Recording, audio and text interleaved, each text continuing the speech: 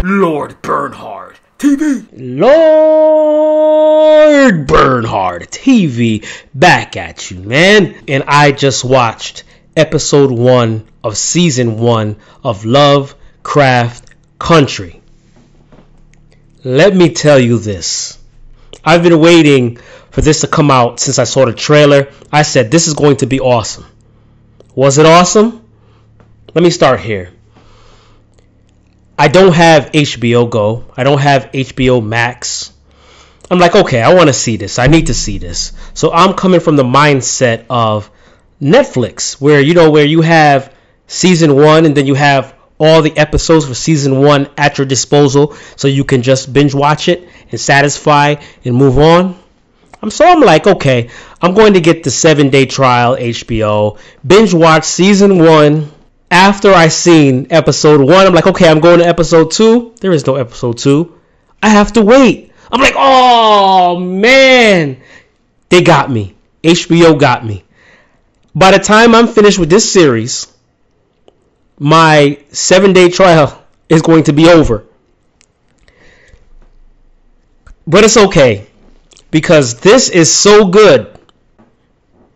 It has exceeded my expectations so far, to the point where I am willing to pay $14 a month until this is over, and maybe throw in Watchmen, because I haven't seen that. I heard that is good. It only has 1 episode, but it is what it is. But anyway, back to Lovecraft Country. First of all, it is H.P. Lovecraft. If you are familiar with him, he did some wild books out of his imagination. He has this thing with monsters in this other world, and if you read his, I think one of his books, Necronomicon, I have that as well. One of his famous monsters is Cthulhu, but he's very good at doing these type of monsters, and for them to have an adaptation using the kind of diving into the mind of H.P. Lovecraft to bring you this spectacle. It's a spectacle when J.J. Abrams is part of it. Jordan Peele. Oh, awesome stuff. But anyway, so the show is entitled Lovecraft Country. Who is Lovecraft? First of all, for those of you that are not familiar, I'm going to go ahead and pull some information and read to you real quick. Howard Phillips Lovecraft was an American writer of weird fiction and horror fiction, who is known for his creation of what became the Cthulhu mythos. Born in Providence, Rhode Island, Lovecraft spent most of his life in England. Born August 20th, 1890 in Providence, Rhode Island, died March 15th, 1937 in Providence, Rhode Island. So this man came up with some things out of his mind. Maybe he was inspired. At some points of his work, some people think that it's actually true. So that's just a gist of who he is. If you want to go further to check him out, you can do that. But anyway, this is Lovecraft Country, directed by Jordan Peele, excellent, and J.J. Abrams as well. And you're in for a spectacle, man, because this is one of the best adaptations of Lovecraft mythos in the world that I've seen to date. I can't think of anything else better than this first episode of season 1, and it just left my jaw on the ground. So what is Lovecraft Country about? Atticus Black joins his friend Letitia and his uncle George to embark on a road trip across 1950s Jim Crow America in search of his missing father. So you're talking about an aboriginal, a native in America, traveling through 1950s. So you're dealing with a lot of racism and violent racism, in your face racism. So that dynamic in and of itself, is going to make for an interesting plot already, especially with what's going on now in current times. There's nothing new going on now that hasn't went on before. But now it's really starting to come back to in your face. But that's another day. That's another subject. So pretty much Atticus, he's at war It starts off with a beautiful scene in war, and it just gets imaginative, and you see the Lovecraftian influence right off the bat, so you know that you're in for something special. You know, strap on your seatbelt, get some popcorn, sit back and relax, because it's going to get crazy. So he comes back from the war and he wants to find his missing father. They didn't have the best relationship, but it appears that his father was just doing the best that he can with the cards that were dealt with to him as a young man, living in the time that he was living in. But it appears that he had some sort of wealth, and there's a birthright that was left for his family, whether of this world or not, that this family, Atticus, must claim. So this is his mission, and plus his imagination runs wild. It seems like his imagination is giving him hints, and he's very interested in Lovecraftian H.P. Lovecraft's works as well. You know, so he thinks these are real creatures as well. So anyway, they get a map and they go on this cross city search to find this path, this road that will hopefully lead them to the Father. And keep in mind that it is the 1950s, so you have these Aboriginal people traveling across these lines, being confronted and going through each town, being confronted by Caucasian people in 1950s.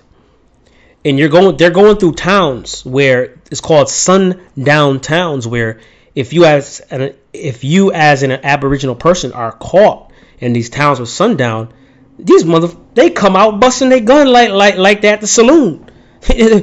So on this journey, they're threatened by mankind, and they have to deal with whatever this thing is, or things out there that may be in the imagination, or they may be real, which they have not encountered yet. So long story short, they end up finding the road after dealing with corrupt police in the 1950s, in a great sequence of action and just horror. It was ooh. Yes, it was like that. And but after that, they find the road, and they end up making it to where they need to make it to, and then it ends. The sound was awesome, amazing sound. Your speakers are moving, sound is all over the place. You'll be satisfied there. The picture quality was excellent with the colors and the neon lights, and just it's so psychedelic at times. And they borrowed some scenes from like different horror scenes, especially when Letitia was running in the forest. I can't remember. There's a couple movies that use, I think, Chainsaw Massacre, I think, used that, and there was another movie, Spit on My Grave or something like that, I think used the running scene like that, if I'm not mistaken. Correct me if I'm wrong in the comments. But yeah, man, I thought the film, the way it was shot, the way it was cut, excellent work. In the creature design, the CGI, excellent, man, excellent. It's the CGI seemed to be part of the world. It didn't take you out of it. It was like, yeah, this is supposed to be here. This is real. This is real. And they found out that it was real as well when you watch it, man. The gore is there, excellent. Nothing was spared. I love it. What else? The acting, everybody acted perfect. It was very well acted so far in the first episode of season 1. I can't wait to see episode 2. I am hooked. This show alone may make me purchase HBO. You little dirty people over there. You hooked me with this. You hooked me with Lovecraft in the 7-day trial. You're going to get a couple months out of me on HBO. So go check this out, man. Lovecraft Country is excellent so far. And hopefully it continues to ascend. Because this right here sets this first episode. If this is just the start, oh man, we are in for one of the best series ever. Yes, you heard it from me. I think this will be one of the best series on TV ever if they continue to ascend and make this thing go up. And they have such a lot to work with when you're dealing with H.P. Lovecraft's work and the imagination, the creatures. You have so much to work with. This cannot fail. This is up to the directors to make this fail, because this cannot fail. What I seen right here, I'm buying the whole season on 4K when it's released, man. Anyway, go check it out. You will not be disappointed. Leave it in the comments if you watched it. Tell me what you thought about it, because I love it. Officially my favorite show right now. So that's it for Lord Bernhard TV. I'm signing out today. I will see you on the next video of I Just Watched. And don't forget about I Just Played. That deals with gaming. And that is it. I will see you on the next video. Have a glorious evening.